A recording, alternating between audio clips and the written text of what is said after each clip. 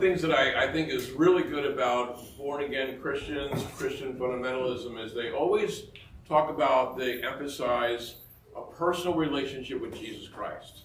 You have to have a personal relationship with Jesus. So it's rather than just sort of like a belief, Christianity being a belief or an ideology or creeds, they talk about the importance of having this personal relationship with Jesus. But what does that mean? What does it mean have a personal relationship with Jesus? And when we think about any relationship that we have, a personal relationship comes, we have to be able to know the person.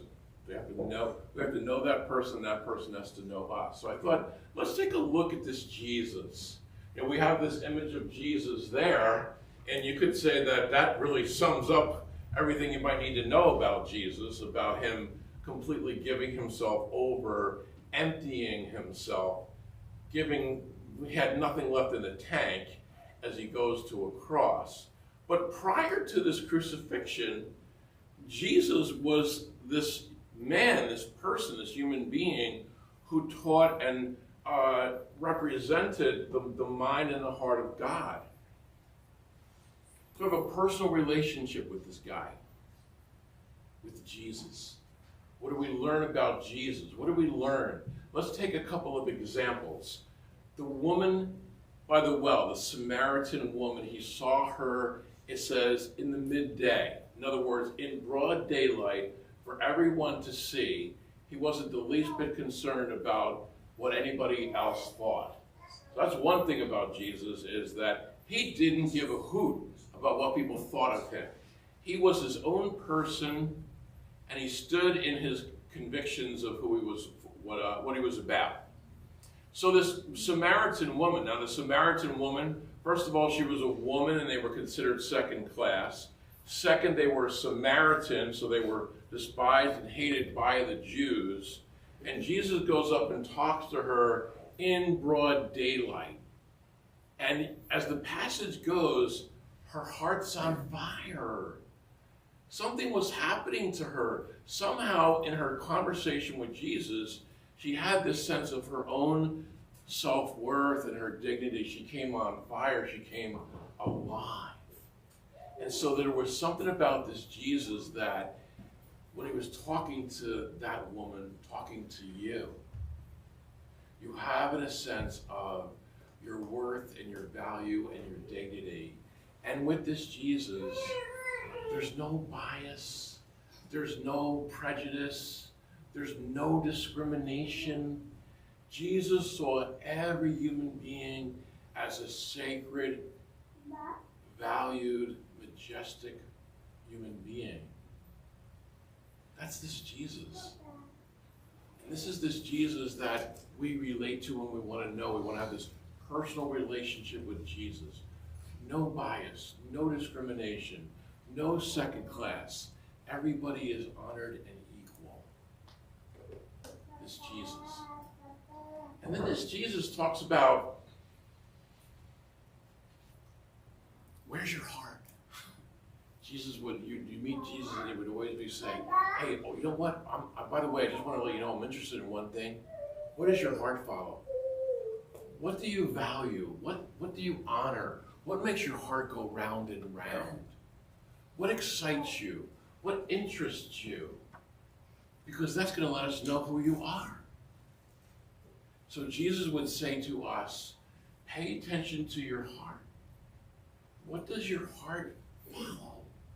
What does your heart love and cherish? Where your heart is, there's your treasure. This was this Jesus.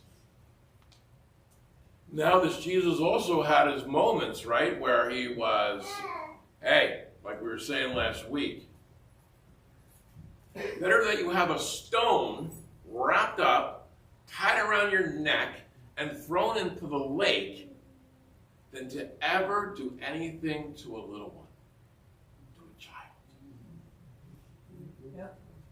Like, he wasn't like, wow. So you could see the mind of God is like saying, children are sacred, children are precious, and that it's the responsibility of adults to treat them with this dignity, It's the responsibility of adults to realize this is a one-way relationship. The adult is there for the child. The child is never there for the adult. The child was never meant to meet any kind of an emotional need for the adult. You say, well, that's a one-way relationship. Yeah, it's a one-way relationship. The parent and the adult is always there for the child. One-way relationship. You could even say, if you're hanging out and you could easily get the screwdriver yourself, don't send your kid to get it yourself. Now, if they're by the drawer, the screwdriver's right there. You can take the screwdriver. But if you could just as easily do it yourself, get up and do it yourself. You also didn't really care for some of the clergy who had like a sacred responsibility to be a part of the clergy, and he didn't care for the hypocrisy and the self-serving nature of some people in the clergy. He was like saying, look, you want to be in the clergy, you want to serve publicly in some sort of forum, here's what you need to do. You need to be humble, you need to have the heart of a servant, and you can't be doing it because you want to get something out of it yourself. There's no title, there's no prestige to the thing. It's all about being a servant. And anything other than that bothered Jesus. Another thing that bothered Jesus was when he went into the temple and they were selling that temple coin. They would sell a coin, like a $50 coin, and they would sell it for like $150. They had a huge markup. They were ripping people off left and right for these lambs to be offered in sacrifice. That drove him nuts. That really annoyed him. So we have this Jesus, this personal relationship with Jesus. He's loving, kind, tender, and affirming to each one of us. But there definitely he had his convictions of what bothered him and annoyed him, and he stood in that no matter what. He felt very strongly about a lot of things. Then we have this Jesus where Jimmy and Johnny, James and John, John and James, the apostles, can we sit at your right hand? And Jesus is like, dude, you don't even know what you're talking about. And he would call them sons of thunder, Boanerges, which meant they were a bunch of blabbermouths. They were a bunch of big talk. You know that commercial, you do talk a good game and don't do anything. So he had a sense of humor. He was a funny person. I could see him like in a crowd, like cracking jokes. He was like right there with everybody. And then this Jesus, he'd be talking, and someone would say, Rabbi, my daughter is sick.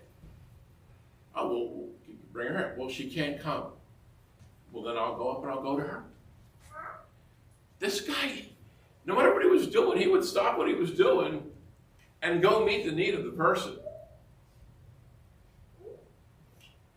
That he let you know how important you are, how valuable you were. This was very important to this Jesus, to have a personal relationship with this guy. In fact, when you really think about it, if there's ever a person you'd ever want to meet in human history, to me it's a no-brainer. I want to meet Jesus. I want to have lunch with this guy. I want to have a glass of wine with this guy. Play golf with this guy. That would be fun. Jesus, I think it goes a little to the left. But he was, somebody that you were with him, almost like the people, if you look at the scripture passages, almost everybody who encountered him, just by being with him for a little bit, was changed. They were changed. I don't know when we look at the story of the multiplication of the loaves and fishes, right? To me, it's very easy for Jesus to go, kaboom, and now we have 5,000 loaves of bread, and I don't have to do a blessed thing. But I wonder, and maybe this is a little, imagination, I don't know, but I think it's probably true, that they were all there, and a lot of people brought their lunch, and a lot of people didn't. And there was something about Jesus when he was talking with them, that when they were opening up their lunch, they were like, I can't have this whole sub by myself. Let me give you some. Did the people share their lunch that day? And when they shared their lunch, not only did everybody eat, but as they say, there were 12 baskets of food left over. Was there something about this Jesus that said, don't be cheap. Don't be a hoarder. Don't be what's in it for me. That you're playing small in life. Be generous. Share your lunch. You'll feel better at the end of the picnic. There was something about this guy that caused people to come out of themselves, to become more, as Josh Groban says, to be more than I could be. It's not really like necessarily a supernatural miracle. It's just being able to take everybody where they're at and have them expand and grow. That's the story of the mustard seed, this little seed. And if you're willing to plant it and let it grow and let it develop, it expands to this unbelievable root system. This little seed. And Jesus said, if you could just let me take your heart, if you could just give me like some of your faith, a little bit of that, your heart, and your faith, and your love, and let me help you, I will let it grow and develop to this unbelievable expansion within your heart. To be more than you could possibly imagine you could be. It's there. It's all there. You just have to let it grow and develop. That your heart is like that fertile soil. And if your heart is right, it will grow and expand. This was Jesus over and over and over again, wanting to communicate this. And he wanted to communicate the essence of his teaching, that this kingdom of heaven is inside of you, right? So often we grow up and we develop with advertising and things like that. You gotta have this fan.